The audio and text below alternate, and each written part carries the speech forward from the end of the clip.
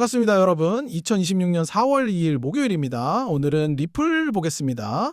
지금 차트 딱 켜보신 분들 아마 느낌 오셨을 겁니다. 이거 참 애매합니다. 진짜 애매합니다. 오를 것 같으면 밀리고 살아나는 것 같으면 다시 눌리고 박스권 하단에서 질질 끌면서 사람 속을 미치게 만들고 있죠. 그런데 오늘은 더 명확합니다. 오전에 비트코인이 쭉 굴러 떨어지니까 리플도 그냥 같이 휩쓸려 내려가고 있습니다. 이게 핵심입니다. 지금 리플은 혼자 뭔가를 보여주는 종목이 아닙니다.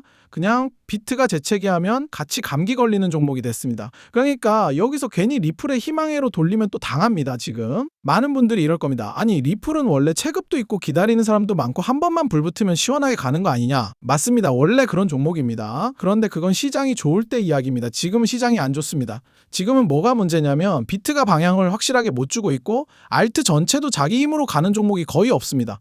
그러니까 리플도 결국 혼자서는 못 갑니다. 오늘 하락도 딱 그겁니다. 리플에 무슨 개별 악재가 떠서 빠진 게 아니라 비트가 미끄러지니까 같이 쳐맞은 겁니다.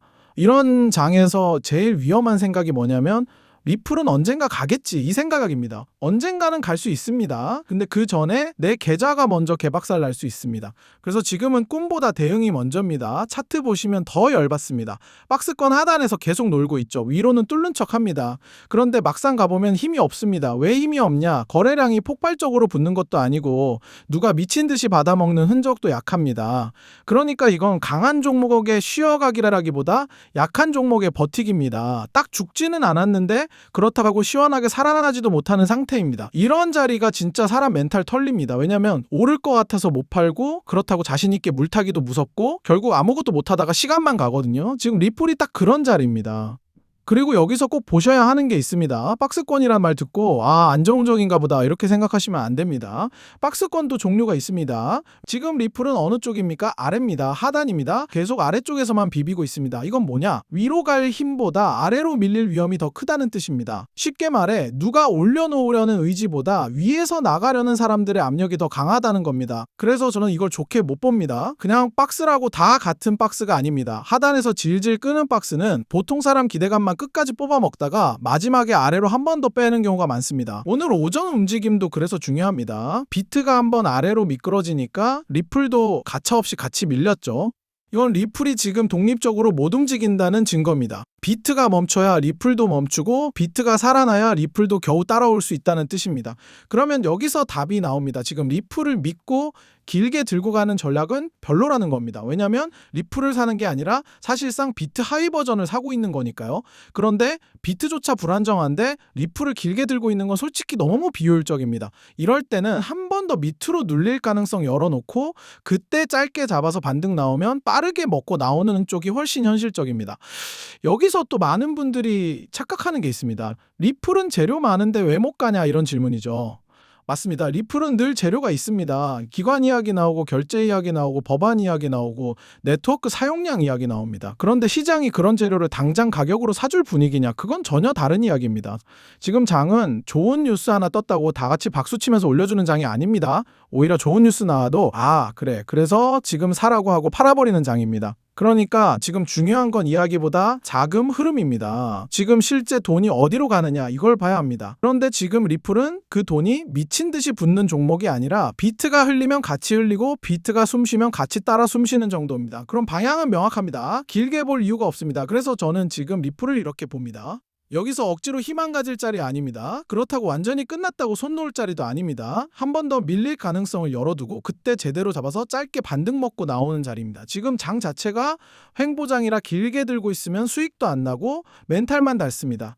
특히 물려있는 분들은 더 그렇습니다. 괜히 언젠가 오르겠지 하고 버티기만 하면 평단은 그대로인데 시간만 갑니다. 오히려 이런 장에서는 타점 잘 잡아서 평단 낮추고 반등 줄 때 냉정하게 나오는 게 훨씬 낫습니다. 이건 멋있는 전략은 아닐 수 있어도 살아남는 전략입니다. 지금 같은 장에서는 살아남는 사람이 이깁니다. 그리고 괜히 제가 이런 말 하는 게 아닙니다. 노미나도 바닥권에서 제가 11원 근처 보고 잡아서 28원 부근에서 정리하는 쪽으로 말씀드렸습니다. 다들 이거 더 간다 할 때 저는 위쪽에서 나오는 각을 먼저 봤습니다. 엔소도 마찬가지였습니다. 4,000원 넘기고 미친 듯이 달릴 때 사람들 눈 돌아가 있었는데 저는 그때 고점 라인이라고 분명히 말씀드렸습니다. 그 뒤에 어떻게 됐습니까? 바로 힘 빠지면서 다 무너졌죠. 그때도 제가 본 건 똑같습니다. 차트가 아니라 흐름이었습니다. 실제로 누가 받고 누가 던지는지 그걸 봤습니다. 리플도 지금 똑같습니다. 좋아 보인다고 들고 갈 장이 아니라 흐름 보고 짧게 대응해야 하는 장입니다. 그래서 이번 정보는 진짜 받아보셔야 됩니다. 지금 리플은 좋아 보인다고 덥석 들고 갈 자리도 아니고 끝났다고 포기할 자리도 아닙니다. 한 번 더 눌릴 가능성 보고 그때 어디서 받아야 하는지, 반등이 나오면 어디서 빠져야 하는지 그 기준을 들고 대응해야 합니다. 그냥 차트만 멍하니 보고 있으면 또 반등 한번 구경하고 다시 내려가는 거 보고 끝납니다. 필요하신 분들은 지금 바로 제 개인 번호로 문자 남겨주세요. 화면에 보이는 번호로 리플 또는 XRP 이렇게만 적어서 보내주시면 됩니다. 010-5707-5236 다시 한번 말씀드리겠습니다. 010-5707-5236 이 번호로 문자 주시면 제가 리플 핵심 구간, 눌림목 타점, 짧게 먹고 나와야 하는 자리까지 순차적으로 보내드리겠습니다. 마무리로 말씀드리겠습니다. 지금 리플은 혼자 못 갑니다. 이게 오늘 핵심입니다. 비트가 쭉 굴러떨어지니까 리플도 그냥 같이 끌려 내려갔습니다. 이런 종목을 가지고 본격 상승장 기대하면 또 당합니다. 지금은 박스권 하단에서 힘 빠진 채로 사람들 기대감만 질질 끌고 있는 자리입니다. 괜히 희망 갖고 오래 버티지 마시고 정확한 타점에서 짧게 대응하는 쪽으로 보시기 바랍니다. 진짜 돈은 오래 참는 사람이 아니라 맞는 자리에서 들어가고 맞는 자리에서 나오는 사람이 법니다.